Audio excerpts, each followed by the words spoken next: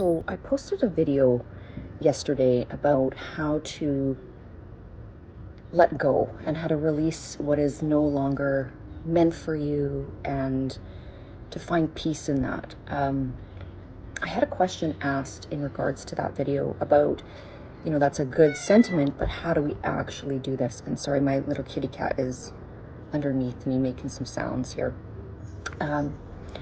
So first of all, the first step is to actually take the time to think about the fact that you are releasing. So this is setting the intention.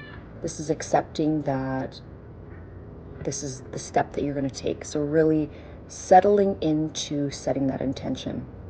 I find myself the best way to do this is visualization and meditation. Just simply letting that thing, that person, that trauma, whatever it is, really deconstructing it and letting it go. And then from there, the next step is to really fall into an innocent vibration of gratitude. What do I mean by this?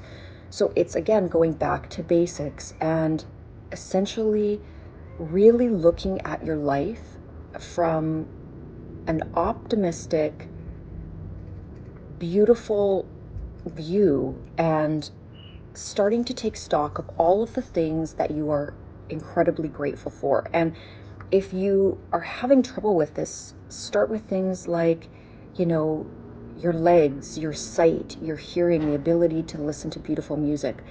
I know in terms of my personal story, I have been through a lot of very traumatic illnesses where those things were taken away from me. So I myself go back to that period of time where I, wasn't able to walk, or I wasn't able to swallow, or, I couldn't do the simple things. And then instantly I'm in that energy of so much gratitude that particular stage has passed for me.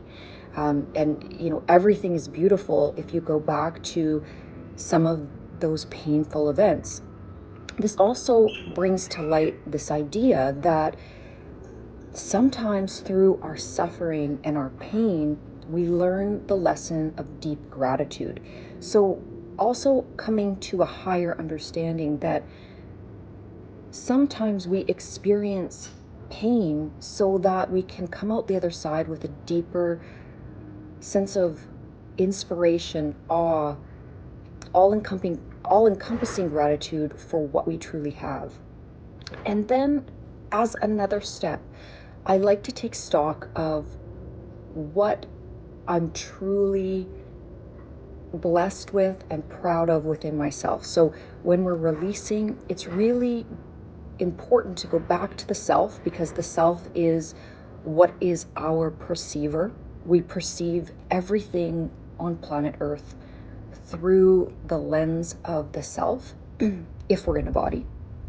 And sorry, my throat's a little bit sore today. So going back to the self, going back to our own perception, our own experience, and then gently working through mental exercises, visualizations of what we truly love about ourselves.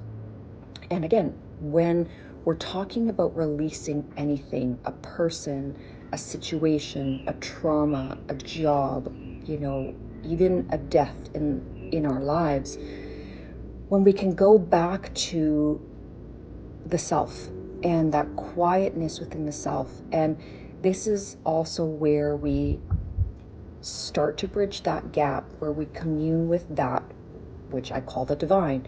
So that peace within, when we find this peaceful energy and allow ourselves to sit in this quiet space, this void within, we can allow it to expand. Now, another aspect of this applicability in terms of the question of letting go, something that I find generally will not help, is overly distracting the mind or not allowing this quietness to do its work. So some of the more negative distractions are things like, going on social media, scrolling, going through others' profiles, or, sitting there watching TV, any kind of negative. And, you could take this to, a more severe level, a more toxic level, things like drinking, drugs, um,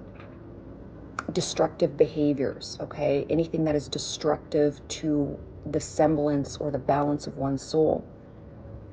And we have to understand, especially in today's world, that quietness and alone time is necessary. We have to retreat into that stillness within to gain perspective. It's how we gain perspective. Without this discernment to go into those quiet moments, we aren't essentially scribbling down or unpacking our lessons. So this is very, very critical and crucial in terms of how to let go. And the last two practical things that I can tell you in terms of application are acts of service. So what do I mean by this? An act of service is taking yourself out of your own misery, essentially. If and usually, or if you're listening to this video, you might feel like you're in that lower vibrational state. So taking yourself out of this lower vibrational energy and turning your focus or turning your attention to how you can help others.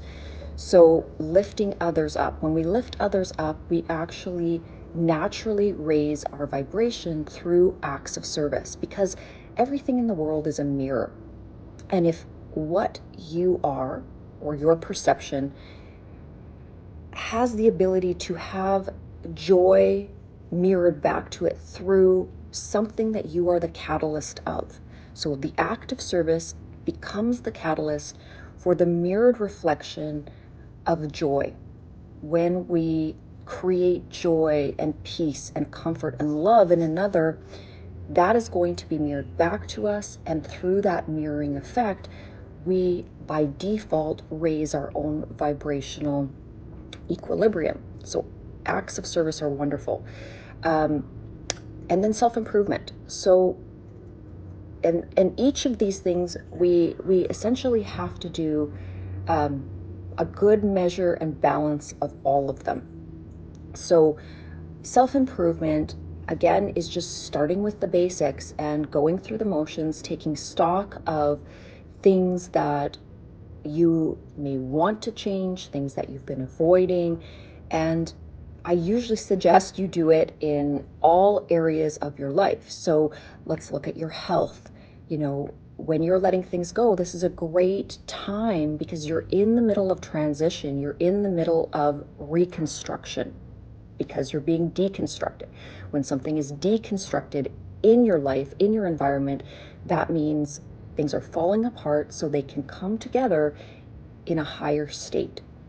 So we start to look at our health, we start to reconstruct a different vision and version of ourselves based on what we wish to experience from a health standpoint. We can also take that to the next level, do the same thing in terms of our mental health, our thoughts, the way that we view the world, our perspectives. So look at what has been deconstructed and look at what you want to reconstruct in terms of your mental outlook, your thought processes. Okay, and then look at your relationships. If you are going through loss, if you've gone through a death, maybe your relationship has ended, whatever it is, look at what has been deconstructed, look at the pain or the suffering that you're going through, and then look at what you want to construct in its place. Now, I don't want to suggest when we lose a loved one that we can replace them, because I've lost so many loved ones in my past and they're irreplaceable. They are the beautiful guiding lessons that are actually pieces of my heart that I hold with me each and every day. But what I mean by this is that you can really look and unpack what has been lost and see what you want to integrate into the self. So the way that I did this, when I've lost my grandparents or, really amazing close friends or a parent, whatever it is, and I look at the aspects, the beauty of those individuals.